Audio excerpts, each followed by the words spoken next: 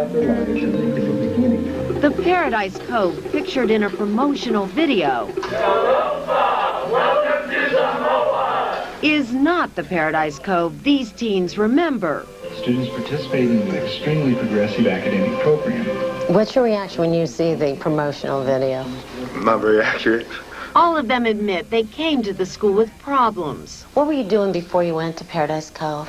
Just partying all the time. Not doing good in school, getting kicked out of school. Smoking bud, drinking beer. Running with gangs. Taking LSD, you know. But none of them were quite prepared for what they found at Paradise Cove. Like this rough wooden structure that you won't see anywhere in the video. What is this, Brian? This is our observation area. Director Brian Villafanua calls it observation. We were all put in isolation. The boys call it isolation. A child sits in here by himself? Either way, it's the king of punishments at Paradise Cove. But what's the longest somebody could stay in here? It could be days, but bear in mind, a kid is in here, there's a personal timeout, he's being coached, he's being followed up on. This looks a little drastic to me. I mean, do you ever close up kids in like this? Rarely. That's kind of scary. It's a place for him and the staff to be one-on-one. They strip us down to our boxers. 2 years ago, Sergio Alva found himself in the box after he tried to run away with 3 friends. He was 15 years old. At first, they hogtied us. And when you say hogtied, what did that mean? What did they do to you? They tell you to lay down on your stomach, and you put your hands behind your back, like that, and they handcuff your hands, or they'll duct tape them, whatever they have. What did they have with you? The handcuffs, and then they'll put shackles around your feet, and they'll connect your feet and your hands together to your back. How long straight would you be left in handcuffs? I was left in handcuffs for about 2.5 days straight. But he was actually hogtied, that his hands and feet were put behind him, and he was left that way for a while. I can't even validate that for you. I mean, you gonna tell me that's never happened? I'm gonna tell you that's never Because happened. I've heard that from kids. This is my response, Aaron. One of my friends was thirsty, so he was asking for water, and they said that he was making too much noise. So they got the duct tape, and they duct taped his mouth. Put duct tape across your mouth so you can't talk. And then they did all 3 of us. Do you still use duct tape on kids' mouth to keep them quiet? We don't, that's not accepted here, duct tape. But it's been done. 1, maybe 2, early in the stages here of this program. And one of the chaperones punched me right in my lip. I got hit like pretty hard on my back. He actually hit me right here. We've had staff members, not necessarily punch kids, but we've had staff members that are stepping outside of our boundaries, of our policies, and it's not tolerated here. There's another fact of life at Paradise Cove you won't see on video. Now, did I hear you guys correctly before? Were you talking about scabies? Scabies. And how many of you guys have scabies? Mostly everybody has scabies. Various skin rashes and inflammations are a common sight. Scabies, ringworm, lice. You get boils. Because you don't take hot showers. We haven't found that to be a big alarming issue. What is an alarming issue, some students say, is the risk to mental health. You're really alone there. You don't have people to talk to. In fact, at Paradise Cove, there are no licensed therapists. This program is clearly non-therapeutical.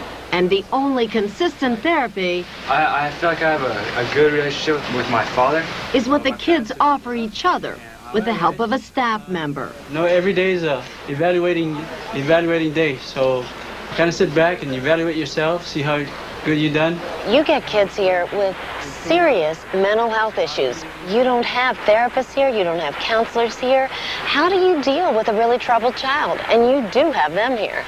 If we're not a safe program for a young student, that's top priority here, we make recommendations to the parents. And we allow the parents to make that decision. Case 3. In the meantime, there's no shortage of medication for troubled students. That's 500 milligrams. Prescribed by a psychiatrist who visits the school only once every 6 weeks. Okay, next one. I didn't even talk to him the first time. He looked through some papers and he said, well, we're going to put you on Ritalin. And that was it. You hadn't even talked to him. And he told you he's putting you on Ritalin. Okay, next. I saw an awful lot of kids in that line for medication. I mean, how many kids are on antidepressants and Ritalin and drugs like that? Definitely less than half of the students, but we have a history of being able to send kids home off medications. But most important, says the director of Paradise Cove, Hey guys, how we doing? kids go home with a new appreciation for their families. Finishing your meal, Samoan style. Kids become very resourceful, and the attitudes change. What's up? Watching the sunset. All right. Kids leave with a better sense of appreciation. And at times, Brian Biafanua becomes downright emotional about it. I've been raised to honor my family. And that's what goes on here. I see kids that are happy. I see kids that want to be a part of mom and dad's life. You see big changes in kids. I do, and I have. And I will continue to see that. In fact, the very same teens so critical of Paradise Cove admit their experience at school has left a mark. You're out of gangs, you're not using drugs. Somebody could look at you and say, hey, Paradise Cove seemed to work for you guys. You could say that. Do you think it worked for you? Parts of it. I'm glad I went there. Why?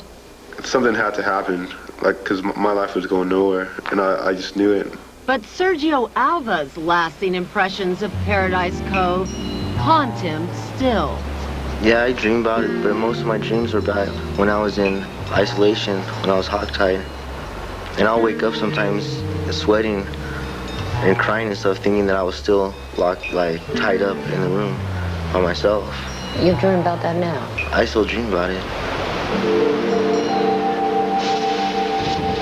Next, He was capable of inflicting physical harm. they sent their son to Paradise Cove. I just want them to know how dangerous this is. Now, the neighbors are fighting to bring him home. Wonderful kid. He was wonderful around my children. Who has the right to decide Paul's fate? Come home soon.